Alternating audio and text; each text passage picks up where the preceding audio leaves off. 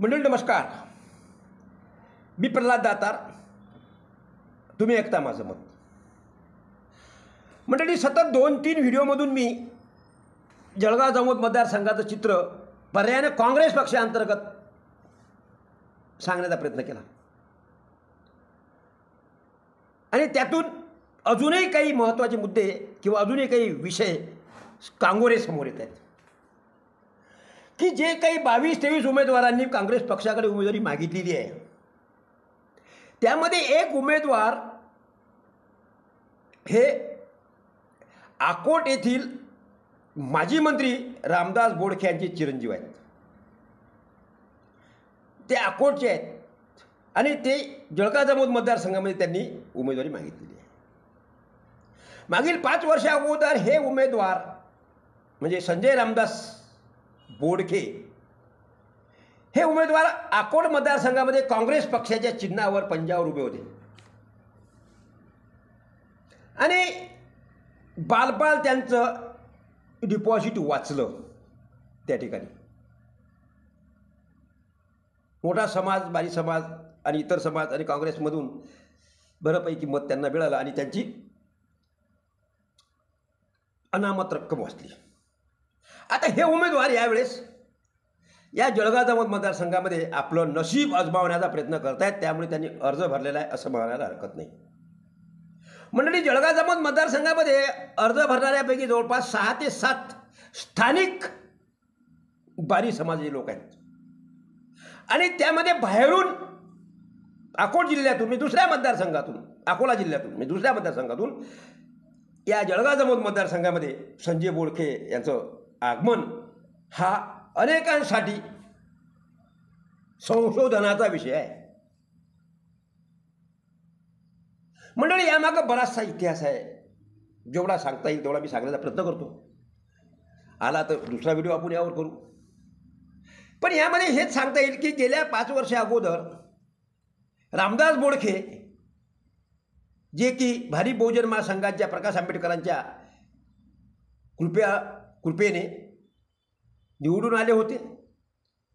त्यांना मंत्रिपद मिळालं, म्हणजे आमदार होते. त्यानंतर ते पक्षांतर काहीतरी त्यांनी केलं, त्यामध्ये त्यांना मंत्री होता आलं आणि मंत्री झाल्याबरोबर जे काही त्या मंत्रिपदाला साजेस ज्या काही गोष्टी असतात, अपेक्षित असतात, कारण त्यांनी विलासरावांना खूप मदत केली होती, त्यामध्ये त्यांच्यासोबत अजूनही काही वंचितचे आमदार होते. तर त्यामध्ये आमच्या बोडके साहेबांचं चांगलं नशीब उजळून निघालं आणि उजळून निघाल्यानंतर पुन्हा एकदा त्यांनी मग काँग्रेसमध्ये आले. काँग्रेसमध्ये स्वतःचं नशीब आजमावलं, पण ते त्यांना थांबता आलं नाही. मग त्यांच्या मुलांनी सुद्धा असे प्रयत्न केले की आता आपल्याला सुद्धा आपलं नशीब आजमावता येते, जे की संजय भाऊ बोडखे. दरम्यानच्या कालावधीमध्ये बोडखे साहेबांनी म्हणजे रामदास बोडखेंनी काही शिक्षण संस्था, काही इतर संस्था या माध्यमातून आपला बऱ्यापैकी जम त्या अकोट मतदारसंघामध्ये बसवला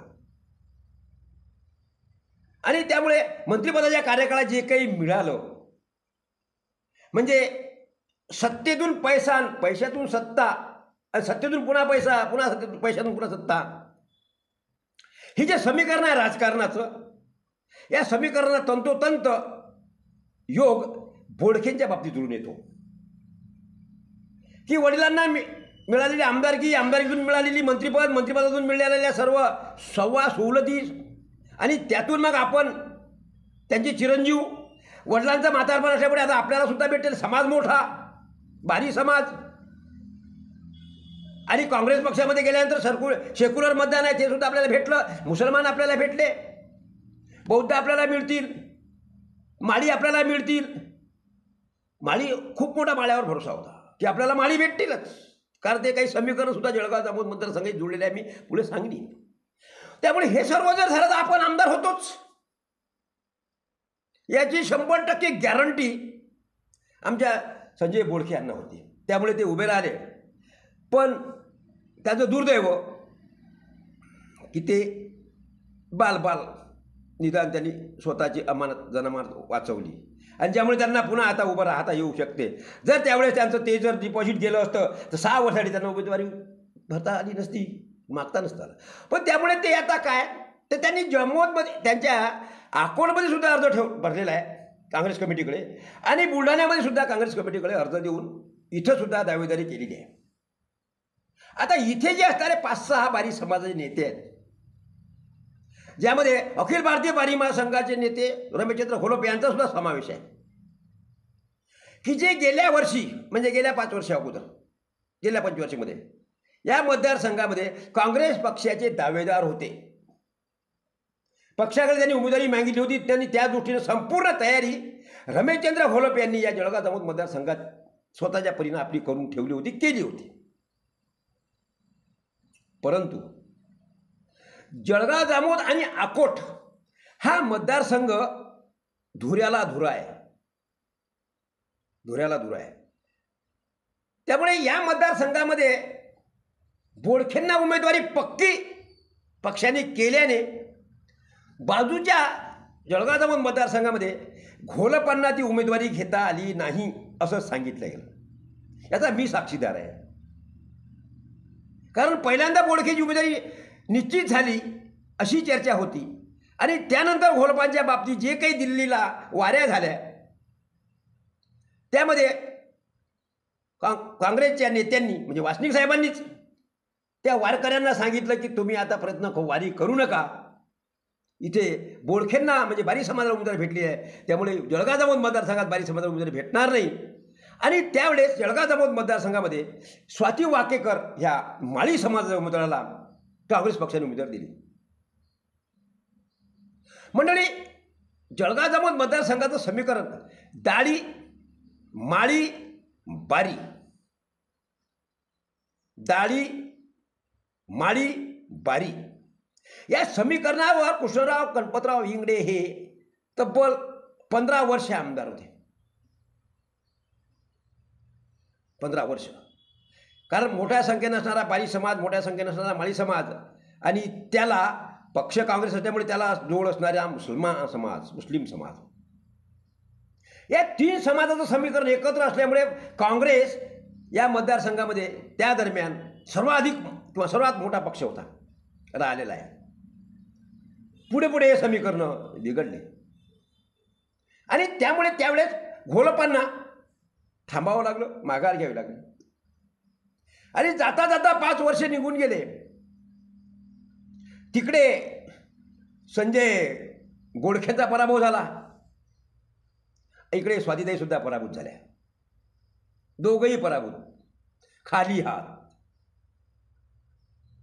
इकडे संजय कुठे आले, तिकडे भाजपचेच उमेदवार आले, दोन्ही ठिकाणी भाजप.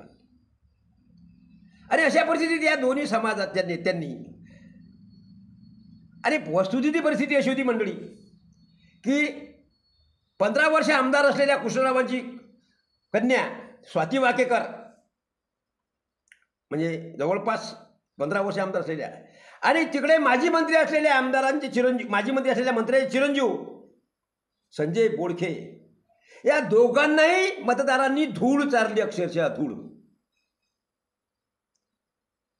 आणि एवढी धूळ चारल्यानंतरही पुन्हा ही मंडळी अजूनही उत्सुक आहे. इथे तर काँग्रेसनी स्वातीताईंना, त्यांच्या वडिलांना 2 वेळा उमेदवार पराभूत झाल्यात उमेदवार दिल्यावरही. तिकडे सुद्धा तशी परिस्थिती असताना आता तरी काही समज आली पाहिजे ना. बरं, असं काही आहे का की आम्ही केवळ फक्त 2-4-5 हजार मतांनीच पडलो, आणि ते 2-4-5 हजार मतं आता आम्ही 5 वर्षात मेकअप केलेले आहेत. त्यामुळे आता आम्ही उभं राहिलो तर आम्ही आमच्या प्रतिस्पर्धी असलेल्या संजय कुटेपेक्षा किंवा तिथं कोणी जो प्रतिस्पर्धी अकोटला त्यांच्या प्रतिस्पर्धीपेक्षा 20 ते 25 हजार मतं जास्त घेऊ, असं काही केलंय का 5 वर्षात? की हे निवडून आलेले आमदार बिलकुल निष्क्रिय राहिले आणि आम्ही पराभवानंतर संपूर्ण कामात राहिलो, पक्ष संघटनेत राहिलो, संघटना वाढवली, आंदोलनं केलीत.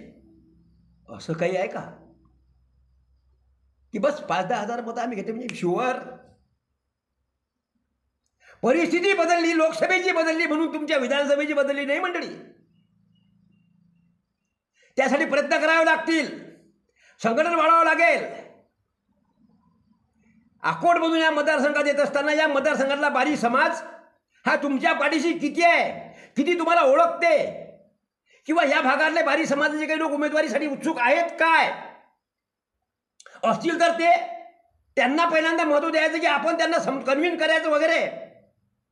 ठीक आहे, तुमची अत्यंत चांगली मोठी गुणवत्ता आहे, प्राध्यापक असाल, MA, double MA, triple MA असाल, सांपत्तिक परिस्थिती चांगली असेल, पक्षाचे तालुका अध्यक्षापासून तर प्रदेशपर्यंत तुमच्याकडे पदं असतील, म्हणजे हीच योग्यता समजता काय तुमची? अशा योग्यतेचे कित्येक लोक यांना मतदारांनी धूळ चारलेली आहे, कित्येक. आताच्या लोकसभेच्या निवडणुकीमध्ये बाजूच्या जालन्यामध्ये मंत्री राहिलेली व्यक्ती भारतीय जनता पक्षाची दानवे पाटील यांना अक्षरशः धूळ चारली मतदारांनी. तुम्ही कुठं? पण नाही, आम्ही माजी मंत्र्यांची मुलं, मी माझी आमदाराची कन्या, म्हणून तुमची दावेदारी पक्षाला वेठी धरता. तुमच्याकडे पैसा आहे, प्रतिष्ठा आहे, पण जेव्हा केव्हा पहिल्यांदा तुम्ही निवडणुकीमध्ये उभे राहिले, तुमचे बाप असतील, तुमचे पूर्वज असतील, त्यावेळेस काय अवस्था होती तुमची? तेव्हा पक्षाने तुम्हाला पोचलं, पक्षाने तुम्हाला मोठं केलं, पक्षांनी नोट बी दिली, पैसाही दिला, नोट बी दिलं. आज रोजी तुमच्यावर नोट आल्याबरोबर तुम्हाला वोटसाठी वन भटकावं लागते. किंवा जेव्हा तुम्ही स्वतः असं देऊन, पैसा वर देऊन, खाली देऊन, मतदारांना देऊन उमेदवारी करता, तरी तुमची अवस्था नियतीला मंजूर नाही. त्यामुळे नुसतं पैसा आहे म्हणून किंवा राजकीय पार्श्वभूमी आहे म्हणून पार्श्वभूमी बघावी लागते. एका उमेदवारानं त्या चर्चेमध्ये जाताना सांगितलं की नाही, पार्श्वभूमी बघावी लागते. हो, उमेदवाराची पार्श्वभूमी बघितली जाते. म्हणजे उमेदवाराची पार्श्वभूमी म्हणजे स्वातीताई वाकेकरांची पार्श्वभूमी म्हणजे त्यांचे वडील 15 वर्ष आमदार, आणि संजय बोडखेंची पार्श्वभूमी म्हणजे त्यांचे वडील मंत्री. पण तुम्हाला कोण्या पक्षात निवडून आणलं? तुम्ही मंत्री कोण्या पक्षात झाले? आता उमेदवारी कोण्या पक्षाची घेताय? ही पार्श्वभूमी जर बघितली मतदारांनी तर तुम्हाला नेत्यांना पार्श्वभूमी बघवल्यापेक्षा पहिल्यांदा मतदारांना पार्श्वभूमी संपूर्ण माहीत आहे तुमची. तेवीस उमेदवाराची पार्श्वभूमी माहीत आहे जळगाव मतदारसंघातल्या. कोण काल कुठं होता, आज कुठं आहे, कोणा कशा आहे, कोणाच्या आशीर्वादाने पद घेतले, कोणाच्या आशीर्वादाने मोठं झालेलं आहे, आणि सध्याही त्याच्यामध्ये असणारे किती लोक काँग्रेसमध्ये उमेदवारी करताना किती कानकोंडे आहेत हेही त्यांना माहीत आहे. की दिवस रात्र भारतीय जनता पक्षाच्या नेत्यासोबत बैठक करायची आणि उमेदवारीच्या वेळेस काँग्रेसला उमेदवारी मागायची. लोक तुम्हाला पाहतायत, तुमच्या गावातल्या बाजूचाच उमेदवाराच्या घराच्या बाजूला लोक सांगते, अरे ये तो इसका ठेकेदार है, इसमें तो अभी ये काम करे, मकान उसके भरोसे पे है, अन्य कांग्रेस को उमेदवारी मांग रहा. कठीण आहे. त्यामुळे हा विचार झाला पाहिजे. त्यामुळे मतदारांना मूर्ख बनवणारे उमेदवार नको आहेत आम्हाला. मतदार खूप सुज्ञ झालेला आहे मंडळी, खूप. तुम्हाला काय वाटते की आमचा पैसा आणि आमचं हे, त्यांना माहीत आहे हे एवढ्यासाठीच आहे. सर्व घेऊन घेतील, विचार मनाचा करतील. मुख्यमंत्री लाडकी बहीण योजनेचं तुम्ही पहा ना काय होईल ते. 1,500 रुपये देत असताना कोणते कोणते भाव वाढले त्या दिवसापासून याची जर यादी जर सांगतो ना मंडळी, तुम्ही बोट किंवा मला म्हणाल की काय सांगता हो, बस आता थांबा, सांगू नका. त्या दिवसापासून किती रेट वाढले कोण्या वस्तूचे मी सांगितले एखाद्या व्हिडिओमध्ये. 1 रुपया तुम्हाला द्यायचा असला, 1 रुपया, तर तिकडे 10 रुपयाने वाढ होते. आणि मग त्या योजनेच्या नावावर पैसा जमा केला जाते, दिल्या जातात 10 रुपये, जमा केले जातात 1000 रुपये. अशी अवस्था आहे. आणि तुम्ही मतदारांना मूर्ख समजता. आणि हे जर काही असलं मंडळी, मी एक शेवटचं सांगतो आणि पुढच्या व्हिडिओमध्ये आपण तयार करू की मतदारसंघ तुमच्या पक्षाला भिडतो काय. विश्वासनीय सूत्राची माहिती आहे की मतदारसंघ राष्ट्रवादीला जाणार आहे. आता इथं थांबतो, पुन्हा उद्या भेटू. धन्यवाद.